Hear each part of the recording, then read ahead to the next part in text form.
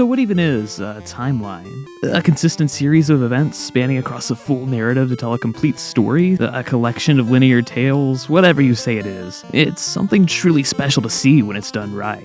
And then you get stuff like the Donkey Kong timelines, the Mario timelines, where nothing makes sense at all. Like seriously, the one thing that makes these games worth giving an old pisser about is the fact that Donkey Kong is my one and only all-time celebrity crush. Yeah, that guy. I guess I want to fuck a cartoon monkey now. Dropped out of school for this.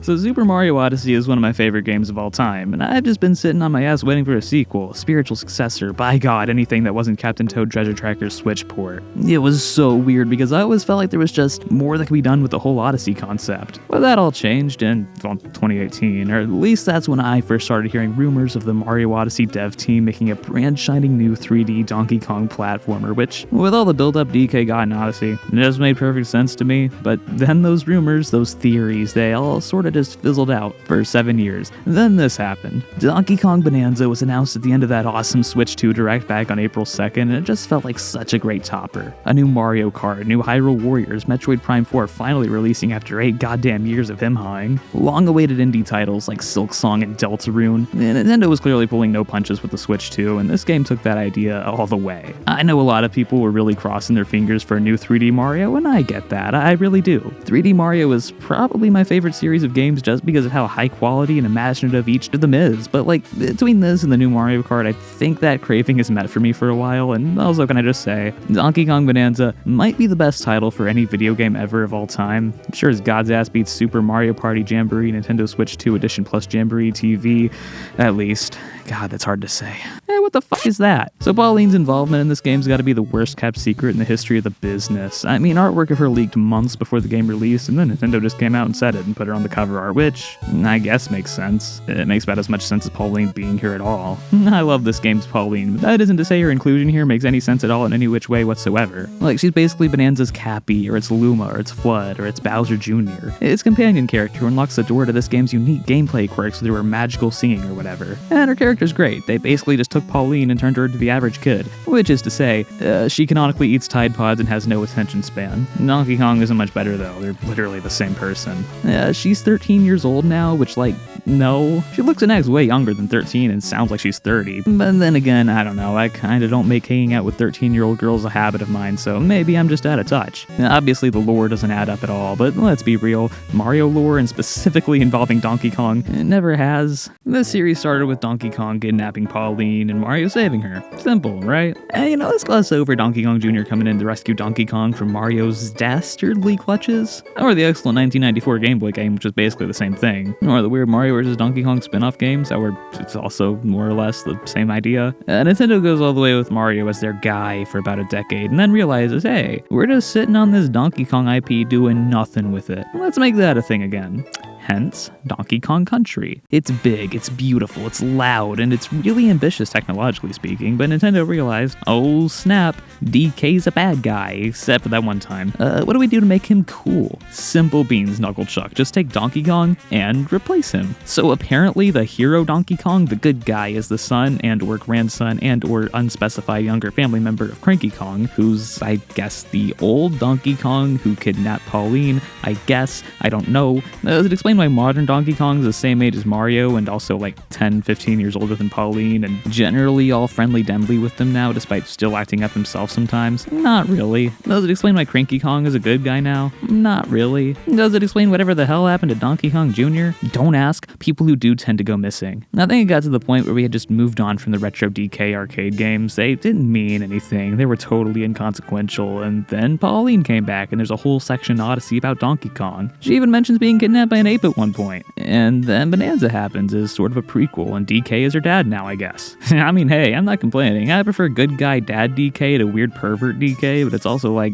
I don't know. I was stupidly sort of hoping Bananza would maybe recontextualize the original Donkey Kong to explain that DK was actually the good guy, or at least misunderstood or something, which doesn't really happen though. I think they kinda tried. It's weird. New Donk City is just called that now. Like with Odyssey's constant references to that original arcade game, and with how important it seemed to be to to the story of this city. I thought the implication was that those events led to New Donk City becoming New Donk City, but nope, seemingly not. And like, hey, if that original game isn't canon, maybe it's all a huge coincidence. Maybe Jumpman and Lady and this weird ape guy are just coincidental pop culture characters in this world or something. And hey, Pauline was kidnapped by an ape who wasn't Donkey Kong in this game if you want to be technical. It's so weird because the game is clearly trying to tie into Odyssey, but keeps tripping over itself. Like, if we can assume DK and Mario are the same age because of Yoshi's Island DS, that puts Mario at least a good 10, 15 years older than Pauline, probably older. Bananza implies Pauline's grandma is the character from the original arcade game, so literally all they have to do to clear up this massive timeline issue is just confirm Jumpman is Mario's grandfather rather than Mario himself. And they won't do it. I don't know, man, the lore here makes no sense at all, but it's also like, who the fuck cares? Mario games have never had a real lore at all outside of the RPGs. Like, the characters fulfill whatever role they need to in whatever games they need to. Sometimes Bowser's a fascist evil overlord, sometimes he's a little meanie who plays go-karts with Mario. None of it makes sense. I just think it's really funny. But either way, it's still a little weird, right? Donkey Kong and Pauline teaming up here would be like Bowser getting his own game where he works with Baby Peach. Like, you get my point, yeah? I will say the one thing I always say every time I see a lone wolf and cub cliche in media, and that's that I buy Donkey Kong and Pauline as a father-daughter relationship more than I ever bought Wolverine and Laura's and Logan. Like, a small detail I like here is that whenever Donkey Kong is asked what he's come to an area for, he's like, I'm just here for the B6, my man. Though when Pauline's kidnapped, she takes priority. I don't know, that's such a cool attention to detail, but that's neither here nor there. What the fuck was I talking about? Oh yeah, the characterization is peak here for both of these guys. Like, DK's big redesign makes him so much more interesting and expressive. Donkey Kong's my one and only celebrity crush, and I have to argue, this is the best my potassium-loaded imaginary hubby has ever looked by far. Plus, hey, there's all these additional outfits you can buy, which either means A, Donkey Kong has removable fur, or B, he's just loaded in artificial fur dyes. Pauline is great too. Ish. I really like her character. I love her dynamic with DK, her more innocent demeanor is great, and I like the idea of her becoming more confident in her singing over time. The execution, though, yeah. Like, there are a few points during the game where Donkey Kong and Pauline get super high and have to perform for a crowd of creatures so DK can turn into an ostrich. I don't know, don't ask. Alright, so I already admitted Donkey Kong is my celebrity crush. That was embarrassing enough. This is just making me feel things I don't know how to describe. They go with a pseudo character arc for Pauline. Hey, she's this big singer guy in Odyssey, right? Well, since this is sort of a prequel and Pauline is younger, let's give her a character arc where she gains the confidence to sing in front of people. Cool, right? So the first time this happens, she's all hesitant, then DK beats the shit out of his chest, and she can sing now. She's all confident and everything. But then the next time this happens, the pattern sort of just repeats. See, that's not how you do a character arc. Ideally, you'd start at point A and you'd follow a character's development to point B. Like, maybe she refuses to sing at first, then slowly over time you see her confidence build up to the point where she finally puts on a performance and faces her fears. But no, they do this weird half-baked thing. The best, yet sadly most insulting way I can think of to describe it is how WWE does stories nowadays. What, you like long-term storytelling with character arcs and deep dynamics? Well, we successfully pulled that off once 2 to 3 years ago, and we have no goddamn clue what made that story work, so now we're just gonna do the same story beat every single goddamn week until a big stadium show where something randomly finally changes, I guess. I don't know. I think I'm losing it. I have no clue what I was even talking about. Again, the story doesn't really matter all that much here. The gameplay is so exceptionally fun, and the characters' little interactions with each other are more than enough to carry for anything. The only reason I point this out is, well, they decided to include this weird character arc thing at all. If it was important enough to include in the first place, I think it should be talked about. And it's not just the thought that counts. No, if you're gonna tackle a story idea, I feel like you should sort of go all the way with it. I don't know. Also, she has a magic voice for some reason, and that is never explained. She really is a lot more like Peach than I thought. But Pauline isn't the most important character in this game, and neither is Donkey Kong. No, that award goes to this game's exceptional tonal personality. I love how loud, how booming this game feels. It's a great portrayal of Donkey Kong's sheer strength. You pause the game, boom. You punch something, you jump, boom. You collect a banana, boom. Got a skill point, boom, boom, boom, boom, boom. It's great, and I think the soundtrack does a great job capturing that too, especially the Bananza themes where Pauline sings. I remember when she was about to sing, and I'm like, okay, is she just gonna make something up on the spot? What are we doing here? And then it's complete gibberish, and it's fucking perfect. As YouTube commenter Vader Walks put it, I love how the lyrics are gibberish because the whole point of this song is to get DK pumped up. Bro don't give a fuck about words, but vibes? Pauline is speaking his true language. Genuinely, I can't think of a better way to put it in my own words, so there you go. And beyond that, each song perfectly captures each creature they're going for. Kong Bananza, monkeyest shit I've ever heard. Zebra Bananza, it's beautiful, it's majestic, it's captivating, it is the essence of zebra. Ostrich? Okay, the song isn't necessarily what I think of when I hear ostrich, but it's also just like, it's great. Just when can ostriches fly? Elephant Bananza is literally what I first think of when I hear elephant, though. It's heavy, it's snazzy. The instruments used are absolutely perfect, and I don't even have anything else to add. It's without question one of the game's standout songs, which is saying a lot.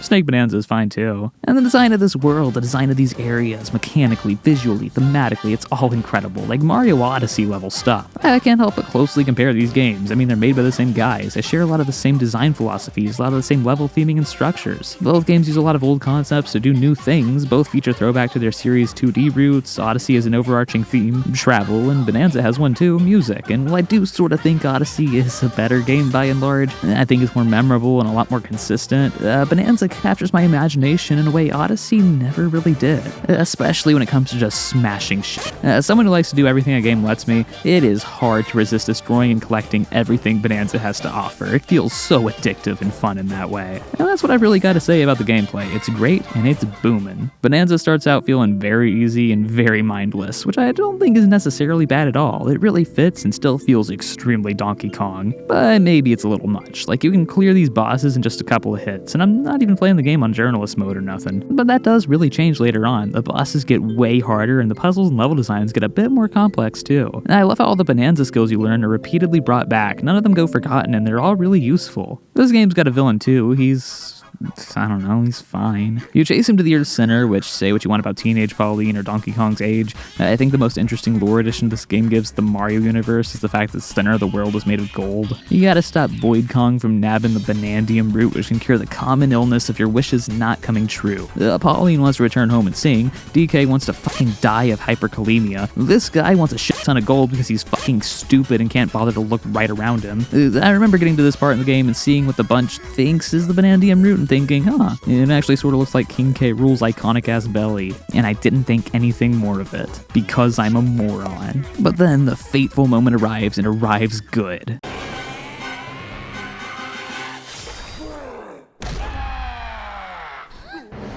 Yeah, so this has got to be the coolest comeback in gaming history. With extremely little build-up, King K. Rool, the true villain of the entire Donkey Kong series, who's been ignored in the dust for over 25 years now, hijacks the entire plot out of nowhere, wipes out this game's industry plant wannabe Antag with one hit, and completely steals the show. He's incredible here, he looks great, all his music is great, his personality is perfect. I genuinely think I'm into this guy more than Bowser. Good God, I did not mean that how it sounded. And his boss fights, I don't think I even have to say anything. It's so awesome that King K. Rool gets to be Nintendo's first final boss of the Switch 2 era in the same way Ganon was for the Switch and Bowser was for the Wii U. It just feels perfectly right. He gives you a great fight in the core, but once you knock the daylights out of him, make your wishes come true, the game plays what has to be the best fake-out ending I've ever seen. Which, yeah, is pretty par for the course for the Mario series, but not like this. And it's a great way to pay tribute to the first Donkey Kong Country while still being done in a totally new way. And this Gangplank Galleon remix, again, I know it's an old song, but it captures the feeling of this bat-nut insane lunatic striking back for revenge so well. He waited all this time, all for what? To be embarrassed by some stupid apes again? Not this time. And unlike Mario Galaxy 2, which ends things right when they peak, this game goes all the way, ending with this epic climactic battle in New Donk City, which won't lie. This might be one of my favorite final levels in anything ever. The stakes feel so high, and the way you gotta use all the Bananza forms here, it's great. And it's so neat how the whole game you're getting lower and lower towards the world's core, and now you're just getting higher. It's a great recontextualization of Donkey Kong, leading all to the final confrontation with K. Rool, who unleashes his own Bananza form. K. Rool, king of YouTube Shorts. With the fate of the world at stake, you gotta stop K. Rool from transforming the entire world into a rotten banana and swallowing it whole. The Nathan Luckner story. And this fight is incredible and pretty hard too. And the game's ending is actually kinda impactful. Like, Pauline wants DK to stay and sing with her, which is sorta funny to think about, but she learns that she can't just make him stay and help her accomplish her dreams. No, he's gotta be let go so he can make his own dreams come true. Now, does the fact that his dreams are just eat more banana diminish the dramatic weight of that at all? I mean, honestly, not really. It's played completely straight, and I actually really love that. The game treats Donkey Kong's stupid-ass banana dreams like they're just as valid as Pauline's, which, like, you know what? Yeah, go for it, King. You deserve it. And that was probably my game of the year for 2025. I don't count this one. It's 7 years old. Give me a break. Oh, what's this? A post game?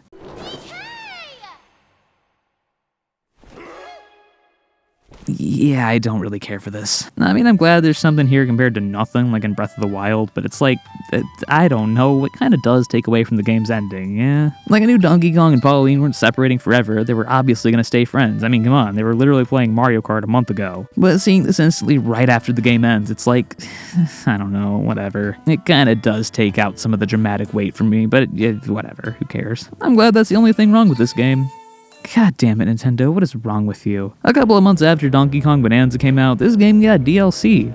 Paid DLC. I always thought it'd be cool to get to explore DK Island or even New Donk City in the post-game. In this mode, I mean, it does let you explore DK Island, it's just really tiny and doesn't really offer you much, unlike the Mushroom Kingdom in the Odyssey post-game, which was free, and also included in the game day one.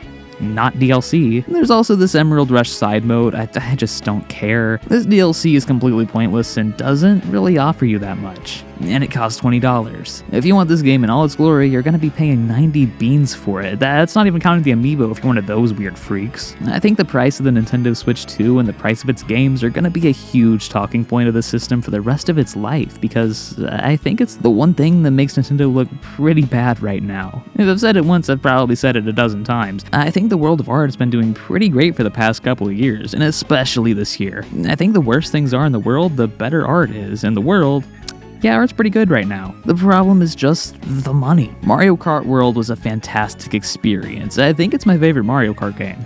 It should not be $80. No game should be $80. Games at large mostly cost $70 now, and I hate that. As someone who doesn't have a ton of disposable income, it makes buying bigger games a lot more of a rarity than I think it should be. But I don't think that's Nintendo's fault necessarily, that's capitalism's fault. I hate capitalism. Money's tight for most people right now as the rich get richer and the poor get f***ed over. And the whole point of a business, a successful business, not like mine, is big shock here, okay? To bring in as much money as possible. The talk of the town recently is Hollow Knight Silk Song, an incredible, long-awaited game that only runs you down 20 smackers, similar to how Deltarune only cost 25, and let's be real, those games could have, maybe even should have cost a hell of a lot more, but indie devs aren't focused on trying to make the most profit, they're not trying to be the biggest game company on the planet, and for Nintendo, that same just can't be said. It's just crazy how mask off they've become lately. They should be paying me $25 to play fucking Virtual Boy games, okay? $40 for two 15-year-old Wii games. That's insane.